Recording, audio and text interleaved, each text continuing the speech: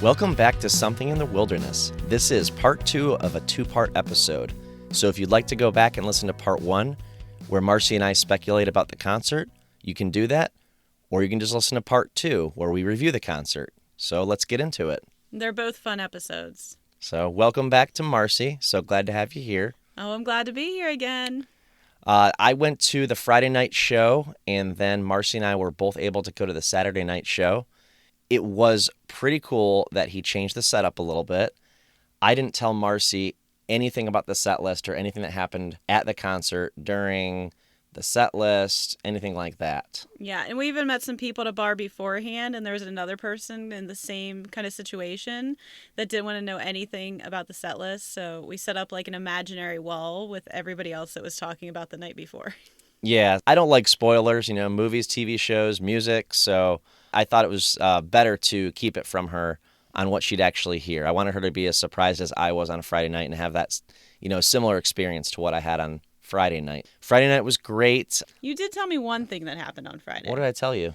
You sent me a picture. Oh, that's right. That was a pretty important part of my night.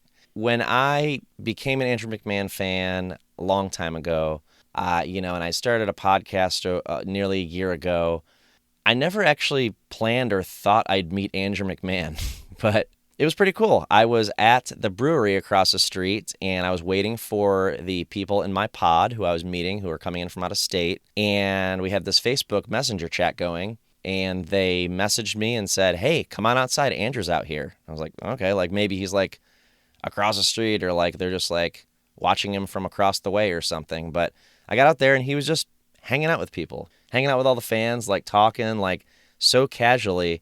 I got out there at the right time. So thank you to my pod mates, because they're the reason I met Andrew on Friday night, which was a definite highlight. He liked your shirt. Yeah, so And he had his podcast shirt on it that said Something in the Wilderness. Yeah, he complimented me. He said, "Hey, cool shirt." And I was like, wow, that's so cool. Like, he noticed that said Something in the Wilderness.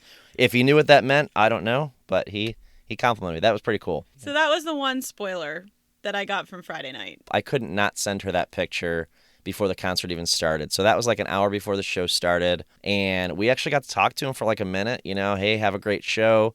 So glad you're here in Michigan, that sort of thing. He was super cool. And the other people I was with had met him before, and he recognized them.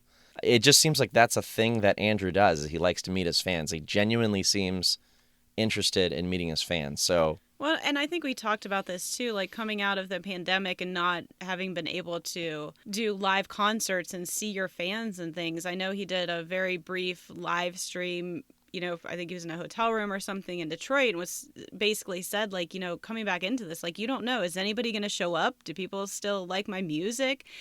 So I think that was probably a really big, important part of the whole experience. At least I would think. I mean, we do know that it took a mental toll on him during the pandemic. He's talked about that during live streams, and so I'll talk more about just a tiny bit more about that a little bit later. But the weather was pretty great on Friday night, perfect outside. Although, well, the weather was hot, but I'm okay with hot. Some people are not. It was supposed to rain originally on Friday. It was blazing hot in that parking lot, and so when Zach Clark went on, we were like ants under a magnifying glass on that parking lot. But that was okay. So we were sweating it out. By the time Andrew came on, the sun was still pretty bright. And I got to say, set list wise, I love they started with a mixtape on Friday night.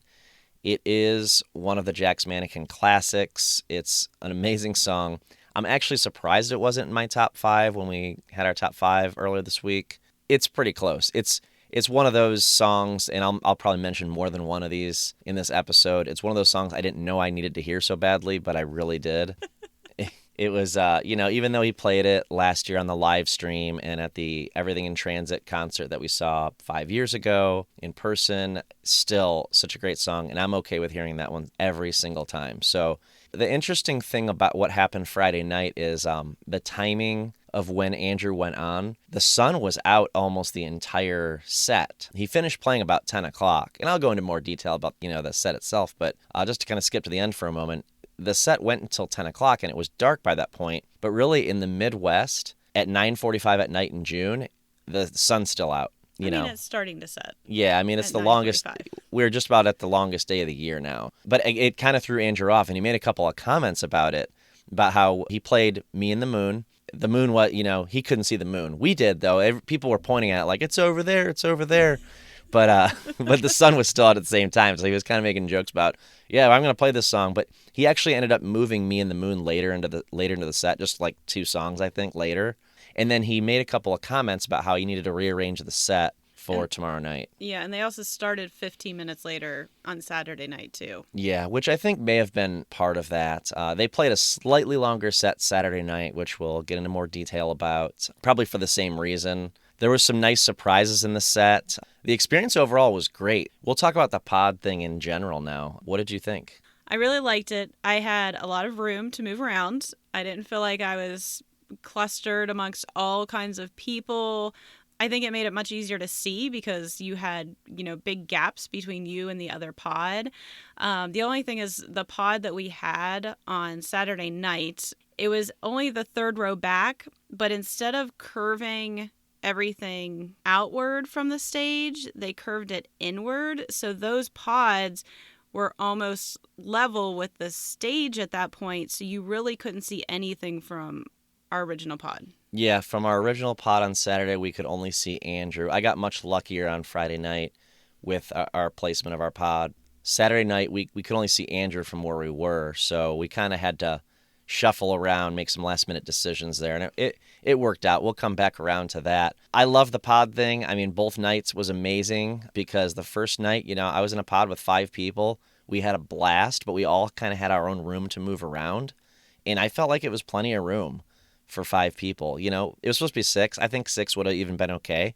I think we were all pretty comfortable. We had an awesome view Friday night. So really, like I had a perfect straight-on view. I'll put pictures on Instagram if you want to check out Something in the Wilderness Instagram. I'll put some pictures up there of what it looked like on Friday night. And I didn't take many pictures Saturday night just because our angle wasn't as good. But what we ended up doing right before the show started, just as Andrew came on, is we ended up taking over other people's pods that hadn't yet shown up. We actually, just the 2 of us, went into a different pod that we knew that those people had already moved to another pod. So we had 3 couples in our pod on Saturday night, and all 3 couples ended up in different pods. One couple joined, made some friends right in the center, and so they joined their pod. The other couple, I think, moved up to the front row, but a little bit closer to the stage. And then we moved 1 row back and I think 1 pod closer. And 2. so okay, so it gave us a much better angle and we could see most things. We couldn't see Mikey the bassist. We couldn't see Jay the drummer at all, but we did see Andrew perfectly. We could see Bobby the whole time. And we could see Morgan most of the time, the violinist most of the time. Not all, though. But that was okay. I was okay with that. Were you okay with that? Because I know you didn't get to go Friday night. So I felt like I was spoiled with the view I had Friday night. Yeah, and we were right in front of the big screen, too. So yeah, I mean, we saw everything from that. The sound was really good. The sound I didn't was feel perfect. like was distorted or anything from where we were. So that was good, too. The setup is nice in that spot in Pontiac, Michigan, because there's not a bunch of tall buildings immediately surrounding that parking lot. So it wasn't like echoing off the building coming back at you. The sound distributed really well. And honestly, like, it wasn't too loud. But no, I was glad it was not blasting. Yeah. My ears didn't hurt when we left. Because we were pretty much right in front of speakers. Yeah. So it could have very well been too loud to the point where it just kind of sounded distorted. But it wasn't. Like, I just felt like it was perfect sound. And I think that's reflected in the live stream. If you're able to get the live stream, you can go to veeps.net. It's only $13, or if you are a Camp Wilderness member, I found out it's $5, so I ordered it. Welcome to Camp Wilderness. Yeah, I ended up signing up for Camp Wilderness after talking to some other fans, and after kind of hearing over the weekend what is going to be coming on Camp Wilderness, it made me interested enough to give it a shot for the year. But I also justified it because it was like, okay, I got $8 off of the live stream that I was already going to buy anyway. And I did think it was super cool that we got to this morning, woke up in the morning, signed into the live stream to just kind of look at parts of it. And we saw ourselves on the video, which wasn't as huge of a deal as showing our kids. Yeah, the kids were really excited to see us. Yeah, because we were dancing and having a blast, and you can tell in the video. And Andrew comes right by us, and it was captured on video on the live stream. So he came past us twice too. Yeah, I couldn't remember actually because he came by me on Friday night too. Like Friday night, he came right up to me and kind of gave me like a friendly shoulder squeeze as he walked by. And then Saturday night, he came right up to me. I went for it, I put my hand up, and he like gave me a high five as he was as he was singing. I think Canyon Moon he was singing when he did that. But overall, the experience was excellent. Like the people, we met all kinds of fans. Definitely. You know, before from all over. Yeah, from all over Indiana, Illinois, New York, PA, Arizona. Ohio, of course, which is where we live. But there was a lot more people Was from anybody Ohio. from Michigan? Did we meet anybody that actually is from Michigan? Good question. Like lives there now? I don't think so. Okay. Yeah. I'm sure there were. I'm sure there were plenty of people. I'm sure there I was. think there were a lot of It's people that just were local. Interesting. I'm sure that baby was from Michigan. I don't know. There was a baby, probably less than 6 months old. She looked like she was probably local. I don't think she traveled far to get to the Andrew concert is what I'm saying. Okay. But yeah, the set list I was super impressed with overall. A great mix, as all Andrew concerts have, a great mix of something corporate, Jack's Mannequin, the Wilderness stuff. I love the way he mixes it up, and he honors the fans of old, and he honors the people who just kind of came around the last few years with the new stuff. I really appreciate that about his set. Yeah, I really like the set too, especially because there is a couple songs Saturday night that weren't on Friday night, 2 of which were on my list. Yeah. So if I would have gone on Friday, I wouldn't have heard them, which was really exciting. I did feel like the first half, there was more energy. And then I feel like the second half, it kind of died down. They did do a long encore, though. So in the encore, there was 4 songs. So it made me wonder, were they feeling that too? And maybe that's why they're like, let's cut to the encore now and come back out when we can build that back up. I know I like to like sing and dance and jump around during the concert, and I was kind of surprised that I felt like there wasn't a lot of that, but I made like eye contact with people 2 pods behind us because there was another girl that was like jumping and all into it. Like we pointed at each other like, yes. And then we found out later, occasionally there was a guy walking around, and I thought like maybe he worked for Andrew and was trying to get like the a crowd, hype man or something. right? Like trying to get the crowd pumped up, and then we found out later like nope, he was with her and just tried to get people more pumped up yeah. for it. But maybe as that's pumped up as they were and we were. Yeah. Maybe that's the downside to the pod, as people feel a little more comfortable because you could just sit down in your chairs and you weren't body to body. I do think that's that's the downside to pods, is that you're in your own comfortable space. You don't feel the energy literally, physically up against you. On the other hand, you have your own space to dance and sing. I was singing the words to every song, and I know if I was in a crowd, I would have annoyed the person in front of me. So I would have had to sing silently, which I've actually done at concerts because I don't want to bother the people around me thinking, I want to hear Andrew, not this dude behind me singing. I felt comfortable singing because the only one who could hear me was Marcy. No one else could hear me because we were like at least 6 feet away from anybody else, which was amazing. So there's a lot of upsides to the pod, and I wish that model was sticking around, but I know it's not sustainable money-wise. They're not going to make enough money if they have to do it that way, but I would like it if they kept it. So I do like the idea, especially for those if it's an outdoor show in a parking lot. I think it really works well. Definitely. So, but props to Andrew for leading the charge on the drive-in shows last year and the pod shows this year to make it safe and fun for everybody. I'd say most people respected the pods, and basically security didn't care which pod you were in as long as you were in a pod. Mm-hmm. That's all they were worried about. And so I appreciated that because, people made deals and whatnot and got into other people's pods or whatever you had to do. But I would say the people who were there seemed to really enjoy the concert. Like it seemed to be a group of hardcore fans for the most part. Yes. So what did you think about Zach Clark as an opener? I didn't really know any Zach Clark except for the 5 songs we listened to on the way to the concert. Yeah. I mean, too, like we were still talking to people while he was playing a little bit, and so I guess just not. I thought it was he's a worthy opener. Like it's a good opening act. Again, just like Marcy, I'm not familiar with his music. I probably listened to each song one more time than she did because I listened on the way on Friday night as well as Saturday night. I really like the song Simple Touch, and he played it both nights. It's one of those songs that I liked it the minute I heard it. Like the first minute that the song came on Spotify, I was like, I like this song. And that doesn't happen a whole lot. Usually I have to hear a song a few times to figure out whether I like it or not. And then there's a song, he's got a new song out that I'm not going to say the name of.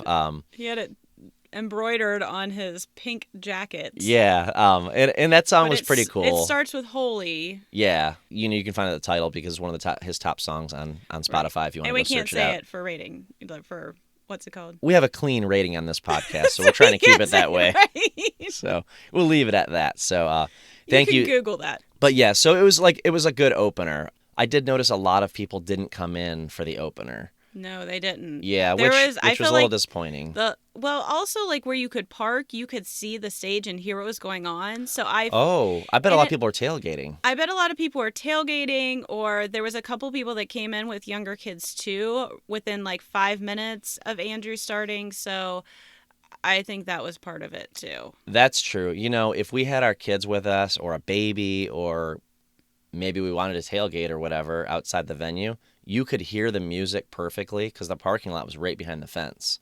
Where I parked, I could see the stage. I could have sat on my car and saw the stage, which was kind of neat, I guess, but I wouldn't have chosen to do that. I liked my view up front. Yeah, so I think you're right. I think that's why a lot of people weren't there for the opener, but hopefully they heard him. And Bobby Raw, who is in Andrew Man in the Wilderness, former Jack's Mannequin, former Something Corporate. He played with Zach as well as it seems like Andrew's friends with all of those guys. Like they're all buddies. And Andrew actually came out and did a song with Zach on Saturday night. I don't remember that happening on Friday night.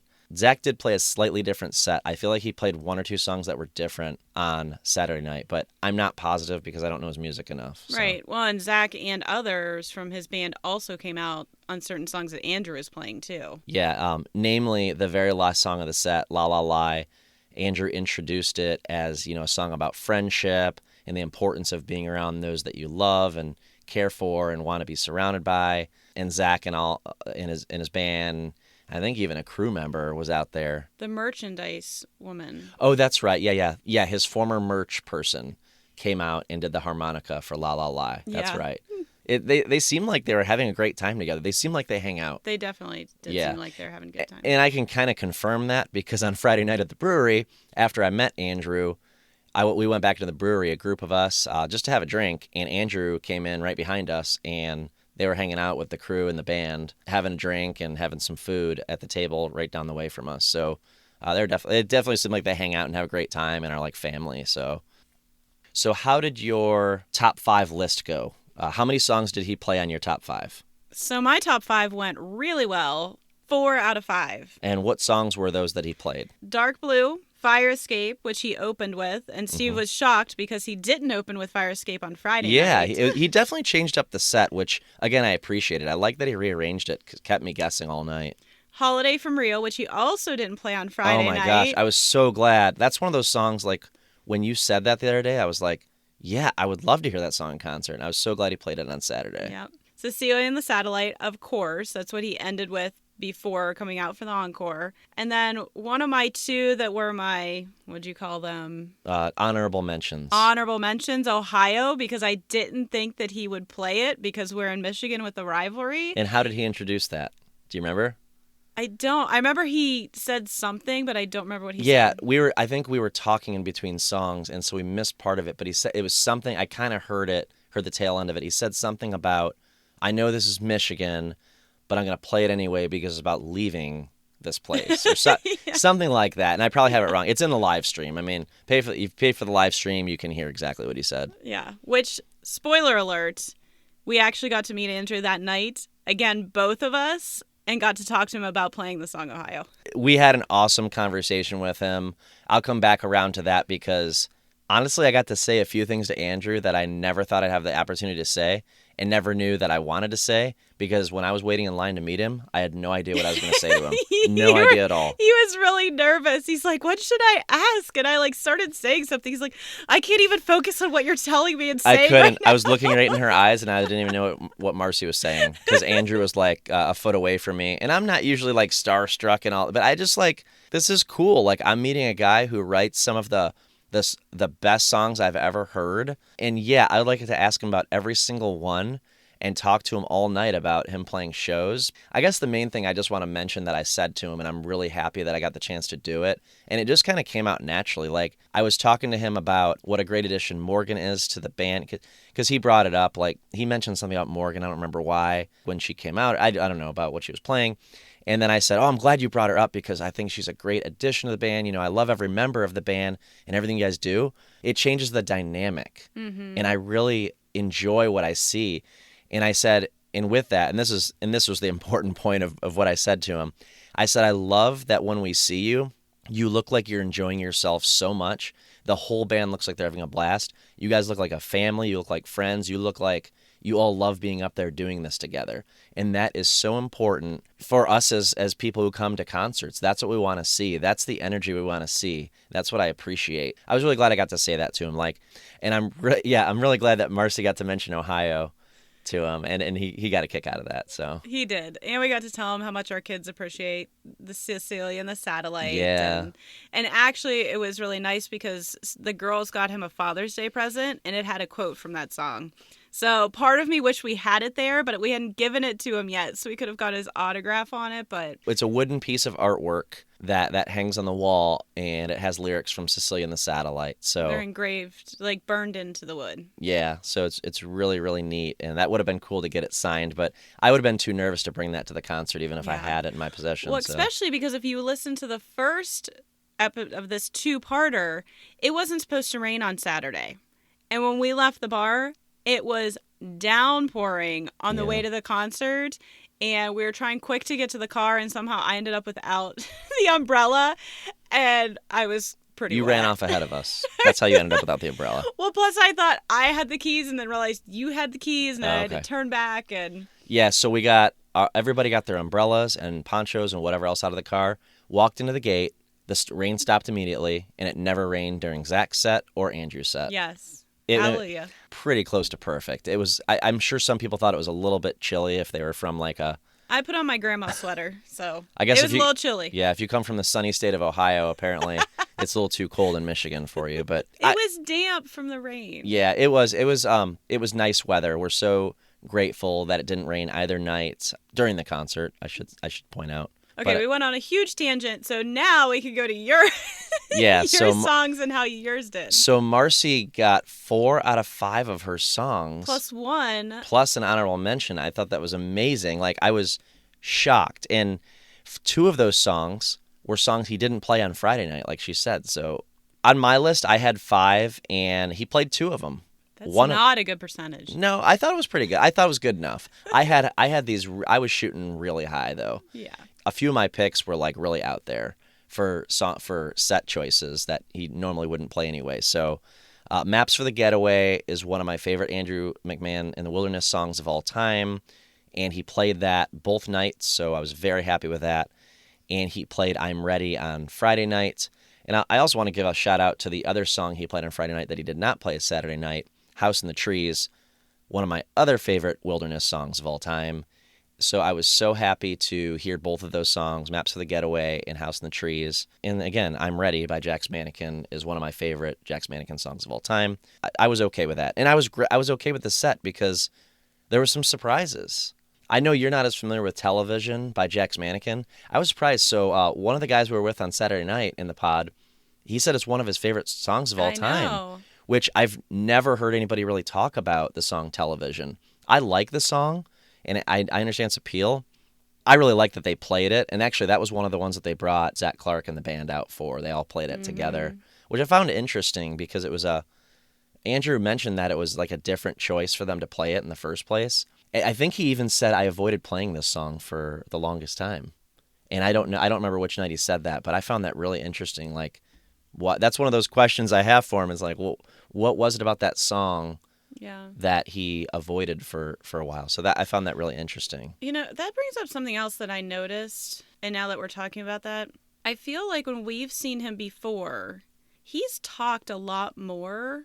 I feel like he didn't really talk more than like a sentence or two here or there in between some of the songs. I feel like he's told more of a story before. Well, I feel like he told some stories. But not... I feel like they were very brief. I like the "If You See Jordan" story. Well, yeah, but I still feel like it was very brief. Yeah. Where I feel like other times you're on more of like the story with him. I will say he elaborated more, or he kind of told the story better on Friday night. Maybe it was just because I was hearing it for the first time, but I feel like he rushed the story on Saturday. So And maybe it's because they changed the set list. So, I could see that where you've like decided like, oh, I'm going to make sure I say this here. And then you change around some of those songs and Yeah. add some more in that maybe it just throws off that rhythm too. I won't go into detail, but the story in front of If You See Jordan was pretty funny. I was surprised by that one. That was a surprise for me because it's one of his oldest songs. He wrote it when he was a teenager. And I've heard him say in interviews that there's certain songs he doesn't feel connected to anymore and he wouldn't play because they're him when he was 16. And that feels like the song he's talking about when he says that, but he still played it. So that was kind of cool. Like, I know there's some old school fans that are really into that. So besides Television and If You See Jordan, there was one other really great surprise I was happy with. Something Corporate's North is one of my favorite albums of all time. I wasn't surprised by Me and the Moon, but I do love that song. But he played 21 and Invincible.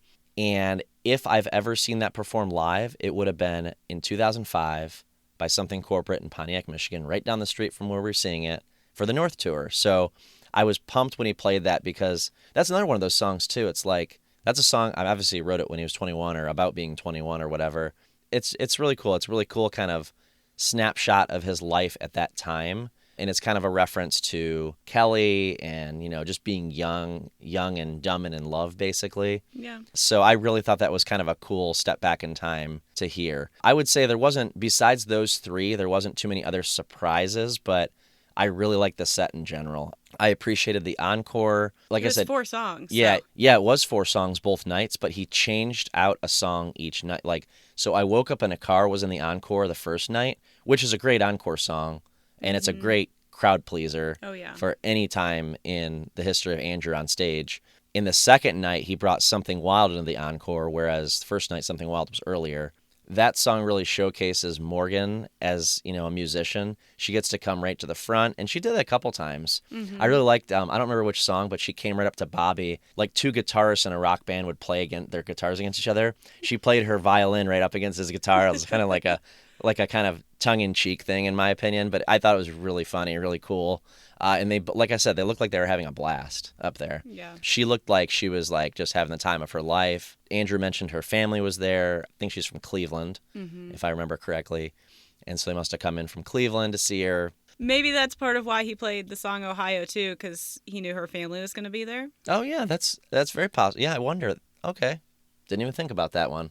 That's why you have me on here sometimes. Yeah.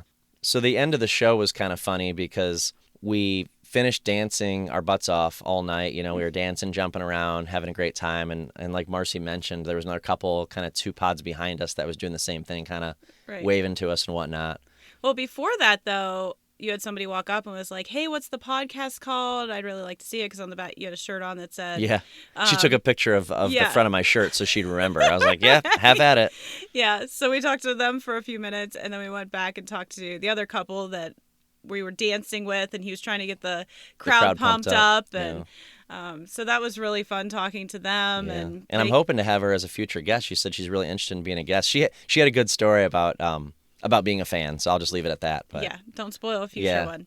Yeah, but that was really cool. They were from Philadelphia, and they had stayed in Detroit. Like a lot of fans who came into Michigan expecting the concert to be in Detroit originally, a lot of people booked hotels in Detroit and had to either rent a car or Uber up or drive up to Pontiac, which is a good 45 minutes from Detroit. Yeah. Well, we talked to them for so long that security started shining lights on us because we were the only 4 people left. But I think it worked out good because we were going to try to go get food, but everywhere around there it stopped serving food. So we had kind of wandered around after that, and then we were just getting into our car, and that's when Steve got a message. Yeah, that's when I got a message from our pod mates for the night that, hey, we're behind the stage. Andrew's hanging out back here. It couldn't have really worked out better because like Marcia said, if we hadn't stopped and talked to that couple from Philly and then gone to check the brewery, or if they had sat us at the brewery and actually served us, right, we would have missed it because we would have been kind of stuck. So everything just kind of came together perfectly. Yeah. And we walked back there, and there's like basically all the people that we had hung out with at the restaurant beforehand, all from we are the Pop Underground group. I'll say everybody was very kindly waiting in line. Like nobody was like trying to Oh, rush yeah. Andrew or like, and Andrew, he wasn't rushing anybody away. He was like, you could talk to him if you wanted to talk to him. You didn't have to talk to him. You could just take a picture if you wanted.